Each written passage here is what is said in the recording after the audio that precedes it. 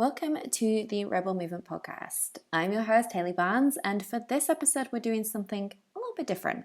And it comes from a question I get asked a lot as a marketing and funnel consultant. Whether masterclass funnels still work in the coaching space for generating consistent low ticket sales, so an online course or an online membership, or for high ticket lead generation into a group coaching program. Now, the first thing that I want to touch on is why, right? Why do you need a funnel in general? But essentially, funnels are your business foundations. Yes, we absolutely need sales to, let's say, keep the lights on. That's super, super, super important. But the foundation of a sustainable business is a system, and a funnel is a system. They allow consistency when life's, right? Maybe you're having a tough time, a tough year. Maybe you want to take a month or two off. And really, our business should be able to run without us. So it gives us an ability to have freedom, whether that's energetically, whether that's through time freedom and not needing to hustle or launch every month to generate income. And it's a pretty good way to allow the amazing, low expense tech that we are so lucky and so fortunate to have access to in the online space and allow them to actually pull a lot of the heavy lifting for you. So funnels kind of make life a little bit easier for us, and who doesn't want that, right? However, there are a ton of different funnels. So why am I speaking today in particular about a masterclass funnel when we can talk about challenge funnels, PDF funnels, VSL funnels, quiz funnels? It's because the masterclass funnel has been so prevalent and so effective over the past 8, 10, 12 years. And there's a lot of questions that are starting to arise from it, right? So why has the masterclass funnel been so effective? A lot of the time as a buyer, you can do a sense check of the energy of the person that you're buying from, right? When you sit on a masterclass, and I'm sure everyone listening to this has sat through some form of masterclass before, you can get the energy, you can get the learning approach that someone is presenting to you, you can decide whether you like them as a person to buy from. It also combines different styles of learning. Okay, so it combines the audio learning with the visual learning. And it's a super soft way to belief shift because your attention is actually on the person or slides sometimes, right? And usually there's a really strong incentive to watch, right? So if you've signed up for a PDF versus a masterclass, I'm pretty sure you'll be nodding your head and saying that you're more likely to watch a masterclass than actually open a PDF, or maybe in the past that has happened to you, right? It's because you felt seen, you felt really heard, and you felt connected to the host. And that's been in the online space for, like I said, the past 8, 10, 12 years. So what's changed? Because we have seen a little bit of a shift. We have seen that the results aren't as impactful, they're not as consistent, and it's a little frustrating for a lot of my clients that come to me with this problem, and obviously we work together to help fix it, and a lot of just noise in the online space. So what has changed? The short answer is that short form video content is having its moment, right? Attention spans are a lot shorter. Think TikTok, think YouTube Shorts having their moment. Attention spans are a lot more divided across so many different platforms now. Information is getting even quicker to access thanks to ChatGPT and AI. So the old style 60-minute masterclass with 15-minute pitch at the end, whether it's a click to buy now 497 course or maybe even like a book a sales application call to action, that's starting to struggle because the data is showing that people are dropping off for an automated style masterclass a lot earlier than they used to, right? Maybe it's around the 20-minute mark, maybe it's around the 25-minute mark. And I truly believe as well, when coaches start to see inconsistent results, they make their funnels a lot more complex.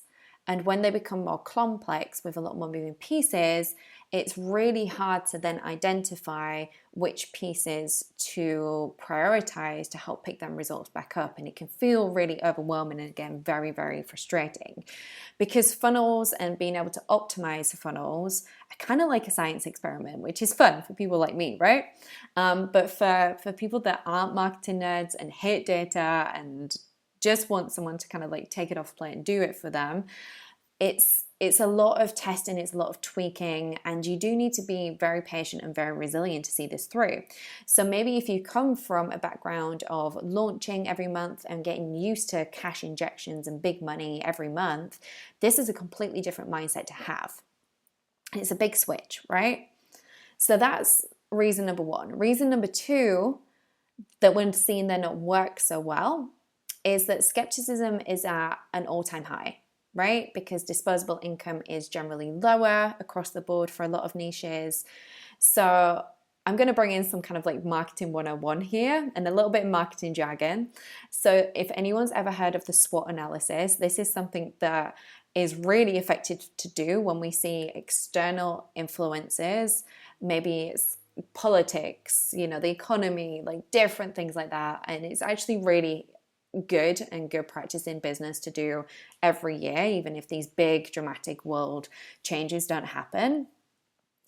But essentially what it is where you analyze your niche, you analyze the strengths of your niche, you analyze the weaknesses, you analyze the opportunities, and you analyze the threats.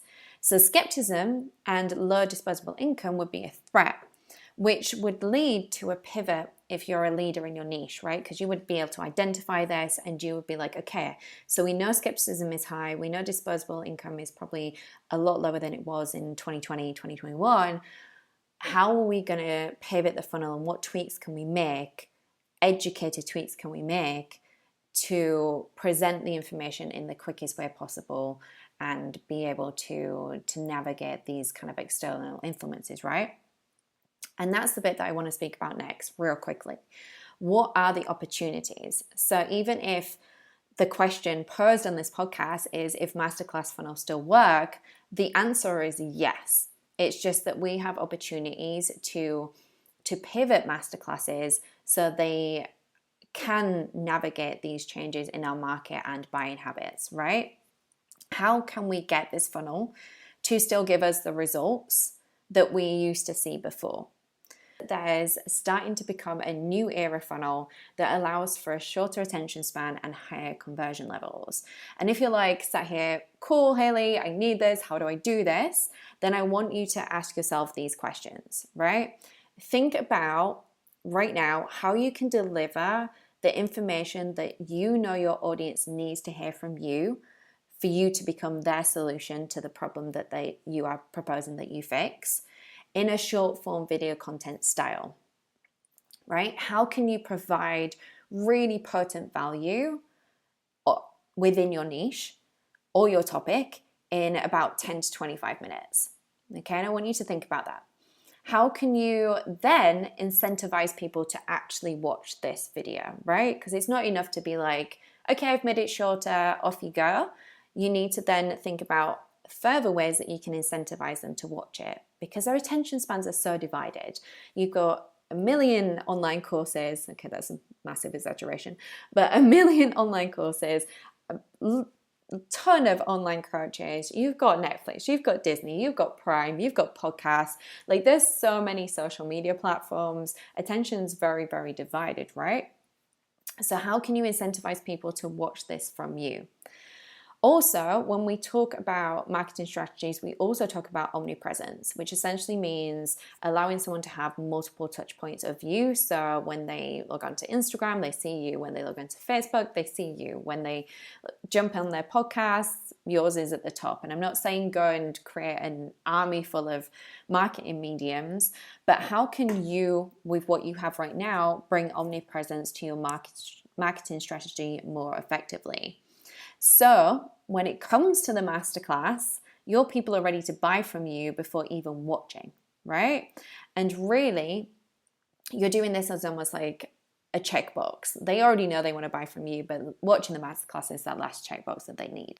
So this is something I'm going to go a lot deeper into in the upcoming months because I'm still the biggest advocate for selling free video content. And right now, I'm currently testing the new Era funnel behind the scenes. So if you want insights, then check out the link in the podcast show notes for insights that I can drop into your inbox. That's it for today. Short and sweet as always with me. We love having you listen to the Rebel Movement podcast. So if this has been eye-opening for you, then hit subscribe, give us a review, and send it to your buddies who might also be curious about what's going on in the marketing and funnel world. I'll see you next time.